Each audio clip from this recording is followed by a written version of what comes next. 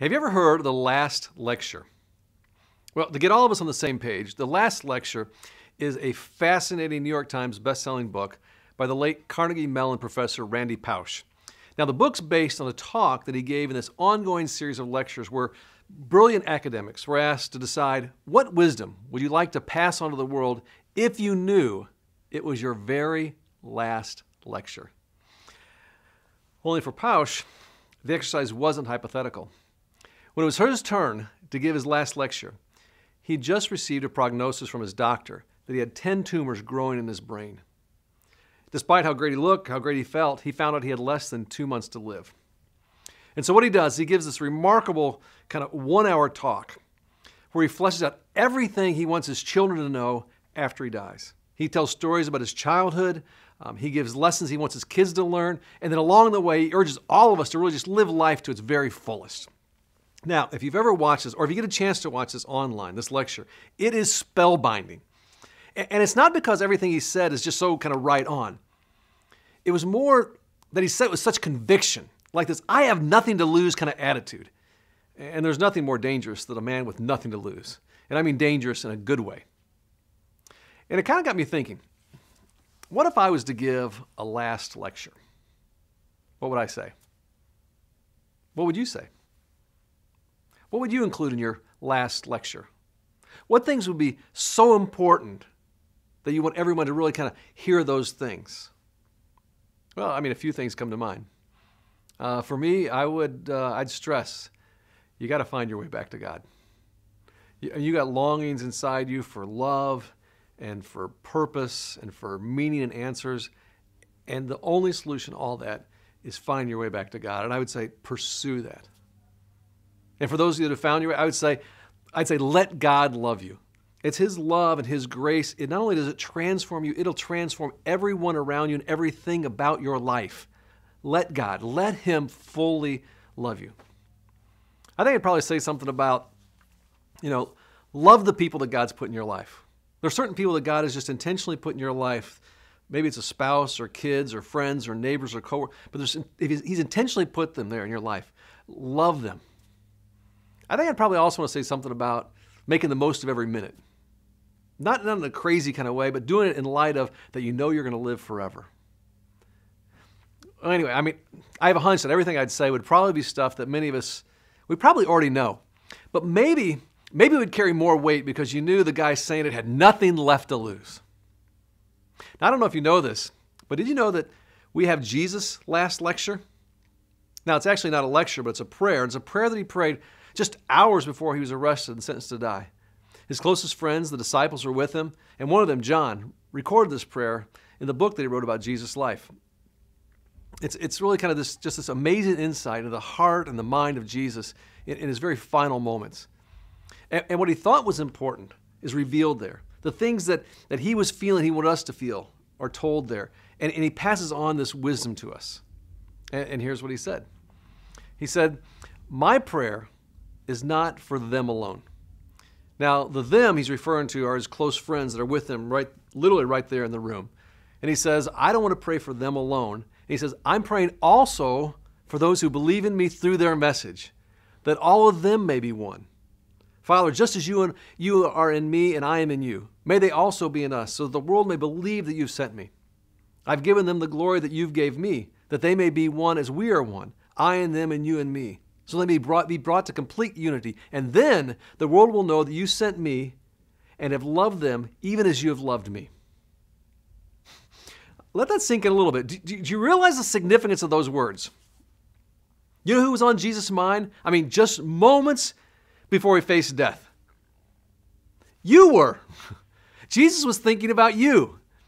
And when He says, my prayer is not for them alone, I pray also for those who will believe in Me through their message, He's saying, I'm not just praying for those of you that are right here in this room. I'm not just praying for those of you who are my followers, who are my disciples right now, but I'm praying for my future friends. I'm praying for those who are going to follow Me in the years and years and centuries to come.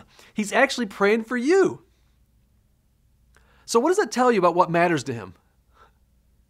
In His dying moment, you mattered to Him. When Jesus was facing death, you, me, us, we were on His mind. And what does Jesus ask for? He says, here it is, my last lecture. Here's the thing that's important. Unity. I want you guys to get along. I want there to be oneness. That we'll live in complete unity with one another. That we'll be joined together with the same kind of connectedness that he shared with the Father. It's kind of interesting in some ways. I mean, think of all the things he could have prayed for in that moment, but he didn't. I mean, he didn't pray that we'd get every kind of theological tenet exactly right? He didn't focus on theology. He didn't pray for himself, right? He was about to be tortured to death. I mean, that's the kind of stuff I'd been praying for. I've been thinking about me. He didn't think about that. In that moment, as Jesus was facing the cross, he didn't focus on any of those things. In that moment, he prayed for oneness. He focused on relationships. He prayed for unity. Now, why? Why did that make the top of the list? Why was it at the top of his mind right there before he died? Why the focus on oneness? Here's why. I think Jesus knew that connection would be one of our greatest challenges, but would also bring our greatest joy. I think Jesus had this insight and wanted to make sure we got this, and he knew that connection with other people would be one of our greatest challenges in life, but would also be the source of our greatest joy. This unity thing, it's elusive. A lifetime relational connection with somebody else is a very hard thing to accomplish. I mean, we live in a world full of disconnection. And we could spend all day talking about this, just kind of flipping through the internet or flipping through the newspaper. And I could take you to Syria where people are being beheaded, and then in response, bombs are being dropped. We could travel to Hong Kong where the streets are filled with protesters, and then the government retaliates in fear. We could drive 5 hours from where we are to Ferguson, Missouri, where there's a town filled with mistrust and anger in reaction to prejudice. I mean, this whole unity thing is elusive. Lifetime connection is very hard. We see it as we get smaller. You think about the increase in domestic violence, the stunning stories of child abuse that are in the news, the divorce rate in the state of Illinois. All of this, both the things that are far, far, far away and also those things that are close to home, revealed our world isn't unified. Here we are 2,000 years later. Jesus prayed this prayer, kind of his last lecture, and we seem to be more divided than ever. Why is that? I think in some ways it comes back to each of us. It's global, but it's also very personal. One of the primary reasons we're disconnected is because of the decisions that we make day to day that run contrary to our desired destination that we long for. Now, here's what we've been learning during this series we're in called Directions. We've learned that our decisions determine our direction, and our direction determine our destination. Again, decisions determine our direction determine our destination. And the destination that Jesus prayed that we'd all would pursue was towards one another. In a word, he wants us to connect. That's the word connect. Now, last week we talked about celebrate, and this week it's all about connect, which is the second of our 3 C's. So it all goes back to this. If we want that destination over here of connection, unity, oneness, we have to move in direction toward one another. And that starts with the right decisions that we make every day. I think this is both true in the macro and the micro decisions of life. What happens is we often choose things in the moment that lead us in a direction that will eventually take us to a place that we actually don't want to be, far from each other. It's true in the world at large, also true in the day-to-day relationships. I think rather than moving toward one another, what we do is we begin to build these walls that keep us from connecting. For some of us, the reason we don't connect with others is because we live behind a wall of shame. If the whole truth were known, we're embarrassed by some of the things we've done in the past. There's just deep regret. It was almost a terrifying fear of being found out. It's way too scary to be honest. And so we build this wall to hide behind, and it's lonely behind that wall, but it's a lot safer than being authentically connected. Or perhaps the wall that keeps us from connecting is resentment, or what he did, or what she said. And we've been hurt, we've been betrayed. And it doesn't matter whether the other person is sorry or not. We're determined, I will never ever feel that kind of pain again. And so we build this wall to protect ourselves. And of course, the wall is not a physical wall. It's a real wall. It's an invisible wall. And it's a wall that some of us have in our marriages. Some of us in our relationship with our parents or with our kids or our coworkers. We don't talk about it. We don't see it. It's invisible, but it's there, and it keeps us from connecting with others. Or maybe it's a wall of guilt or pride. or fear of failing at a relationship again. Whatever it is, somehow we feel we'll be safer behind the wall. So here we are, we live in this kind of a alternative reality where we can hide our pain and we keep our distance from anyone, thinking that way we will never be hurt again. Something there is that doesn't love a wall. Remember the Robert Frost poem that we referenced a couple months ago? It's still true. We build the walls, but inside of us, even though they're supposed to keep us safe, something there is that doesn't love a wall. So how do we stop hiding? How do we tear down these walls? How do we find this unity? How do we find this oneness, this connection? Maybe just in simple colloquialism, how do we get along? I want to introduce you to a word and a practice that is so powerful, I believe it could tear down any of these walls. It could tear down walls between people, walls between races. I think it could destroy walls between socioeconomic groups, walls between countries. I think it's also the kind of thing that's powerful enough it can help you and a friend, you and a parent, you as a spouse, a neighbor, a coworker. It is it's such a powerful word, it can change your entire life if you're willing to be courageous enough to actually give it a try. You ready for the word? Here we go. Here's the word. The word is this: vulnerability. Vulnerability. It's fascinating. 4 years ago, there was a research professor, Brene Brown. She gave a talk. It was actually a TED Talk that hit such a sensitive nerve that over 17 million people have logged on and listened to this talk. And her talk was about the power of vulnerability. And here's what she said. She said, vulnerability is at the core of shame, fear, and our struggle of worthiness. Vulnerability, when we finally release it from that, is actually kind of this battering ram that can tear down any wall. Sometime back, my wife Sue and I were in a fight. And it was one of those, it was kind of a doozy, especially for us. It was one of those all day, all night, you sleep on your side of the bed, I'll sleep on my side of the bed, don't you touch me, whatever you do, don't cross the line kind of thing. I'm not looking at you, I'm not talking to you kind of fight. You ever been there? Those are fun. And fights like that are particularly difficult when you have, kids. Because, somehow, even though you're fighting, you still have to kind of navigate the getting kids off to school, taking them to practice, who's going to grab milk on the way home, and what are we going to have for dinner, and all that kind of stuff. And so it's a little bit insane because on the one hand, you're texting each other about schedules and kids and trying to coordinate things. But then when you're in the same room, it's actually kind of like the Great Wall of China is between the two of you. And you want to know the reason for our fight? Here's the reason for the fight. I'm stupid. Now, I would like to say we're stupid, but I think that might build a wall. So I'm going to go with I'm stupid. And the reason it was just stupidity is because while the fight, it was a kind of a biggie.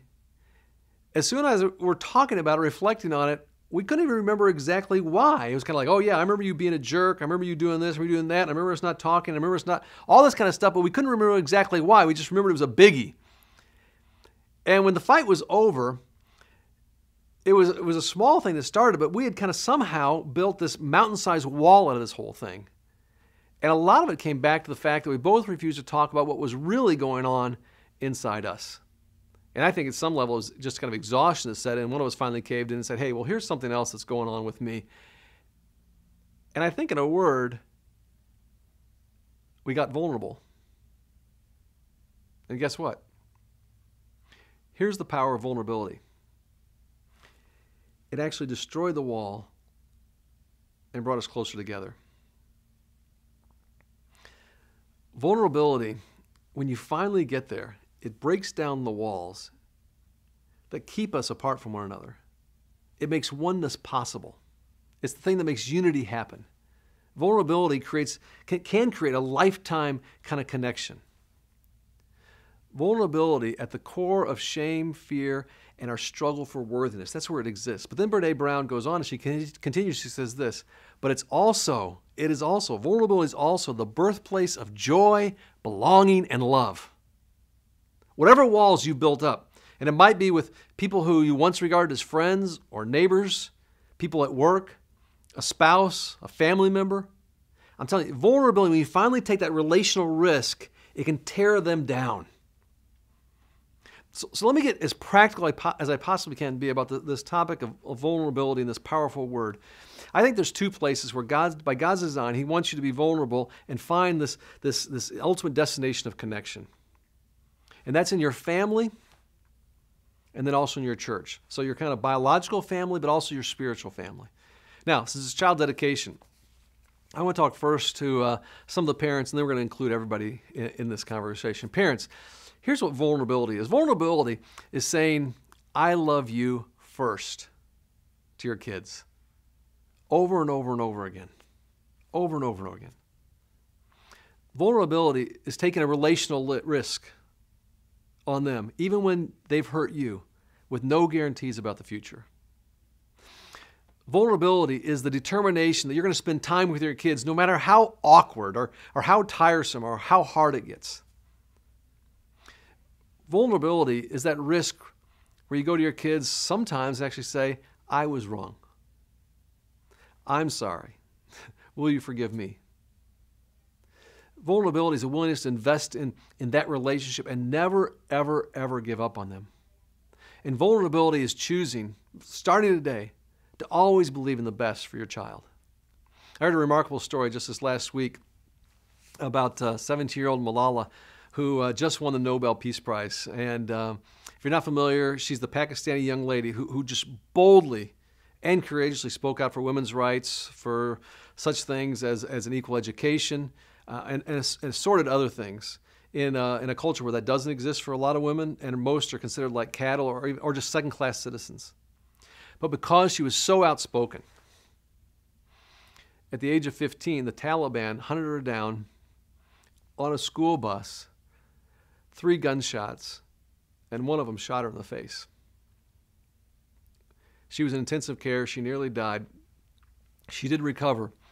And then bravely, just when she was healed again, continued to speak out for women all over the world. I mean, it's just the remarkable story about a remarkable young lady, and that's why she won the Nobel Peace Prize. Well, I heard a fascinating backstory on her just this week. When a Pakistani child is born, I'm told that this is the tradition, that oftentimes there's 2 kind of typical reactions. If it's a boy, the family and their friends are all immediately gathered together around the crib of this newborn baby boy. And the tradition is that they throw money into the crib. And they throw money in the crib as a sign of prosperity and a promising future for this newborn son. It's just this great kind of fun party. Then on the other hand, if the baby is a girl, the family still gathers together, but no money's thrown into the crib. And it's not like a real celebration. It was told to me it's more like kind of like, bummer, better luck next time. But when Malala was born, her dad wouldn't have any of that. He called all his family, all his friends, to gather around this newborn baby girl who was brand new to their family. But before his family and friends arrived, he went to the bank and he withdrew like a fistful of dollars. And the people started arriving at his home. He started handing each of them a wad of money. And then when the time came, he insisted that every one of them had to throw money into the crib of his little girl. He believed in her. And of course, the rest is history. Here's a challenge, parents. Be vulnerable enough to believe in and always believe in the best for your kids. Whatever walls have been built up, vulnerability and courage can break them down. Now, the challenge today is not just for parents, but it's also for every one of us to take this brave and courageous step, relational step of vulnerability. For some of us, that step of vulnerability is to simply kind of put ourselves in a position to connect with others. Now, the primary way we provide opportunities for you to connect here at Community is through being a part of a small group.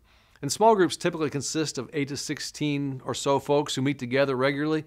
What really happens, they become friends, you grow spiritually together, you're on mission together, and a whole lot of other things together.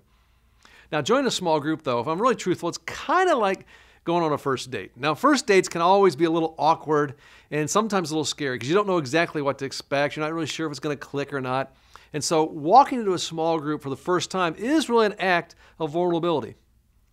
But just like in a romantic relationship, you have to go on that first date if you have any hope of finding joy, belonging, love. So here's the deal. If you're not yet in a small group, I want to challenge you right now. Take a step toward connecting by joining a small group. Make that decision. I want you to hear a story of someone right here at Community who took that step toward connecting with others. I'm Todd Chanowski. I'm married to Kim, so we have two beautiful kids, Hope and Gavin, 9 and 8, and we've been going to Community Christian Church for 11 years. We first came to Community just, kind of going to churches and just kind of exploring, not at all serious. And then we had a friend actually invited us to the Yellow Box, and it made sense. We came to church, but we didn't really participate heavily, and that was quite a few years. We ended up moving to the Plainfield campus because my wife was diagnosed with stage like 3A, 3B cancer, lymph node, breast, and I'm kind of the type of person that's used to being pretty in control of everything, and that kind of spiraled everything pretty out of control. The whole cancer thing is a long, long process. All the chemo, radiation, the surgeries. My wife actually lived out of state and getting treatment for 4 months, so that really displaced our family, and it was really rough on the kids at that time. So that's kind of what transitioned us to the Plainfield campus, just to be closer to home and to be able to be more invested. So soon after we joined the Plainfield campus, we joined a small group. I'm definitely more at this stage when you talk about finding your way back to God. It's not even really finding your way back to God. It's more like I didn't really ever think about it. Through that process, it was just a little bit of a loss of words, but it just helped us understand the importance of that part of our life. Try to come up with a different word besides salvation, but the only healing we could find was within the church, and was that connection. It's very unconditional love. I'm going to stand by you. I'm going to be there for you. Everybody that's a part of this small group, it's just their strength, their family strength. And that's coming from someone that takes a lot of pride in being a very well-rounded, strong person.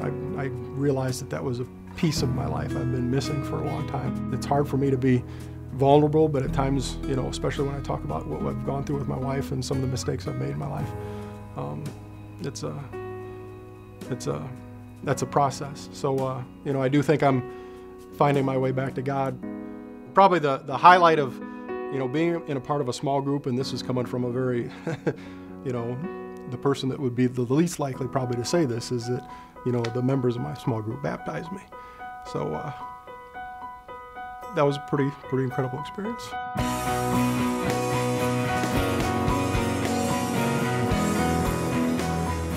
The two fathers of our small group actually baptized me. I came to the point in my life where I think I need to start over, and I think I need to have a new beginning, and I think I'm ready to make a commitment.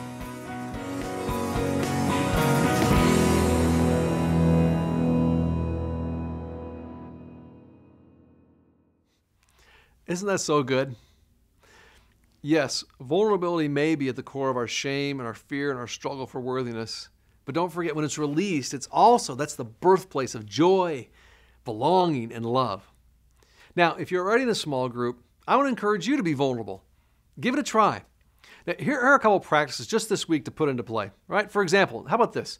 This week in your small group, share a prayer request for yourself. For yourself. Don't just share the need of your neighbor's, cousin's, friend's, dog's puppy. That's really sick. Okay? Because as important as your neighbor's, cousin's, friend's, dog's puppy is to God, I think sometimes we offer up that prayer request like, well, you know what? Maybe that'll be a little easier to do than to actually talk about something that's going on in my own life. Does that make sense? And yeah, it can be scary sharing something for real. But if we're going to break down those walls that often divide us, sharing what's really going on is a powerful, powerful way to get there. And then when those other people come around you and they pray and God comes through, it just brings you closer together. Here's something else. When your group's discussing a topic, share something from your own life. Your own life, not just an abstract idea about the topic. Be for real about where you struggle with the things that God is challenging you. Don't sugarcoat your doubts. Be honest about the things you don't understand. Don't worry so much about getting the right answer. Actually have the courage to be imperfect. Why? Vulnerability. It's the birthplace of joy and love and belonging. And if all of us would do that, see, if all of us would do that, every one of us would live lives that are vulnerable and connected. Here's what Jesus said. Here's the outcome. He says, then, if we all do that, then the world will know that you, talking to God, that God, you've sent me and have loved them even as you've loved me. What Jesus is saying is when we are connected in a kind of a mysterious way, the whole looking world will come to know God's love and that God loves them too. And if we truly get how powerful unity is, we'll understand that our mission of helping people find their way back to God, it starts right here, in this very, very place, when we move in the direction toward one another, when we get connected with one another, when we love one another, when we're vulnerable with each other. It's then that the world will know who Jesus is. So let's do it. Let's tear down those walls. Let's move toward one another, and let's be the answer to Jesus' prayer, his last lecture.